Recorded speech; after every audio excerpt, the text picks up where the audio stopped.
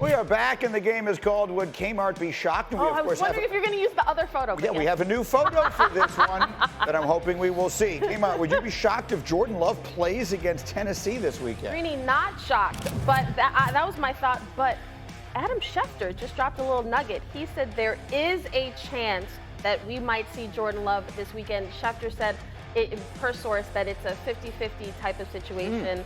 And I will say Jordan Love was at practice, spotted for the first time in 12 days. He's got the MCL sprain in his left knee, and he's pushing to play. But they got to see, can he protect himself? That's really the issue in this game. So that would be extraordinarily quick to come back from that injury. Next one, Kmart, would you be shocked if the 49ers' flurry of injuries cost them the division this year? Greeny, not shocked. And I had actually picked the 49ers preseason to win the Super Bowl. I think the only thing in my mind that truly can stop this team, outside of Patrick Mahomes, is injuries. And what we're seeing right now, when you talk about CMC, you see Debo, like every year, Debo misses some games. There's questions of CMC. Trent Williams, we need him to be healthy in order for this team to go far. So injuries really is the big issue for them. All right, and then let me go to Caleb Williams, the Bears rookie. Been sort of a rough start for the first 2 weeks for him. Would you be shocked if he struggles again this weekend against the Colts? Greeny, throw up that picture of me again. Not shocked. You know why? Because he struggled thus far, and I was there Sunday night, for that Texans-Bears game. He is a rookie. That is why I'm not shocked, because this is a learning curve.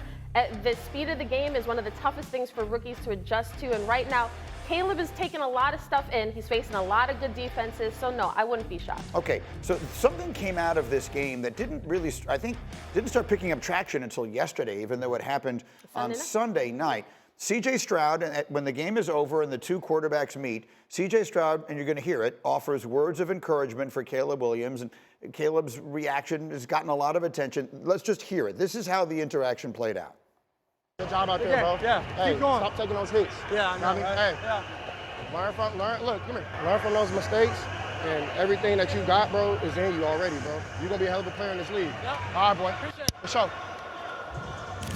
Okay, I will confess, this thing has kind of blown up on social media. I don't see anything there. I don't see anything wrong with what C.J. Stroud does. I don't see anything that noteworthy about Caleb's reaction. Same. But what has people now are questioning, why is C.J. Stroud little broing Caleb? Like, why you're only in your second year and you're talking to him like you're a 12-year vet.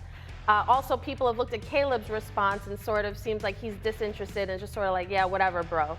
I think in this moment, watching I don't know CJ personally, but having covered him, having talked to people in that organization, watching the way he moves, he's a young guy who acts like a vet, and he is somebody who is very self-secure. He knows who he is. He doesn't mind saying, hey, bro, like, you're amazing. Just keep doing your thing. Like, he's that type of person. I don't see anything wrong with what. Dan, you were a quarterback, obviously.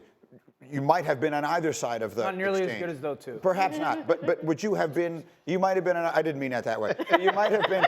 You might have been on either side of that exchange. Did you see any issue with either of them there? Not at all. First of all, leadership has no rank, and I think you see great leadership right there by C.J. Stroud. Even though he's in his second year in the NFL, he's had success, and that's one of the hardest things at that position to go do is have instant success. He's trying to be a good mentor in that moment.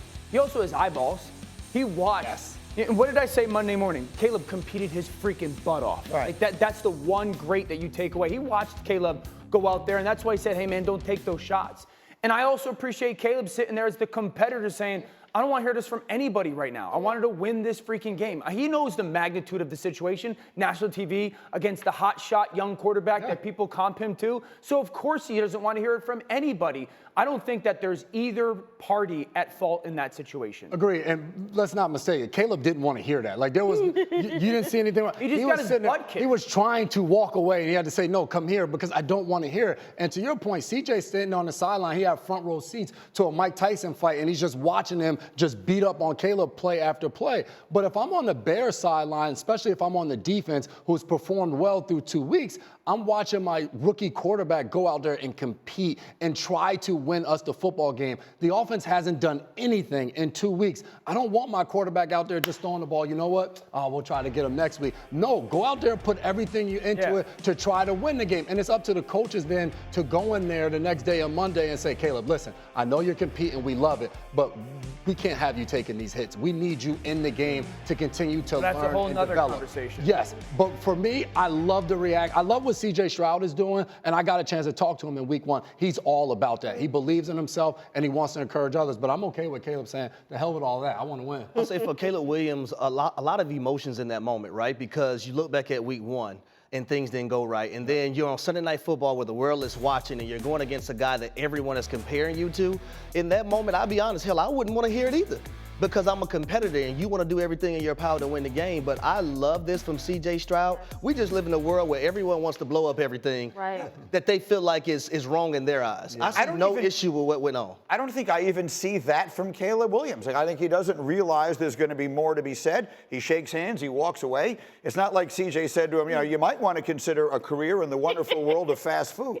Like, I mean, he's giving him advice and all that. Someone should say something to the interior of his offensive line, Dan. That's what should have happened. Yeah. The guards and the center of the Texans should have come over and said, hey, man, you need to get we would never let that happen to CJ. Yeah, I would actually say it's the tackles more of an issue in Chicago. I think both tackles are playing at an incredibly low level. I don't think either tackle, Braxton Jones and Darnell Wright, probably the worst duo in football right now, pass protection, certainly bottom 10 individually. That's the biggest issue. And if we're going to say, well, Caleb, hold on to the ball, go create plays, I guess that was like the flaw of his game coming out. It's being exacerbated by, I think, a little bit of play call and the performance of those tackles. So I think this is a situation where, like, we don't always have to have an opinion about every single thing that's going on.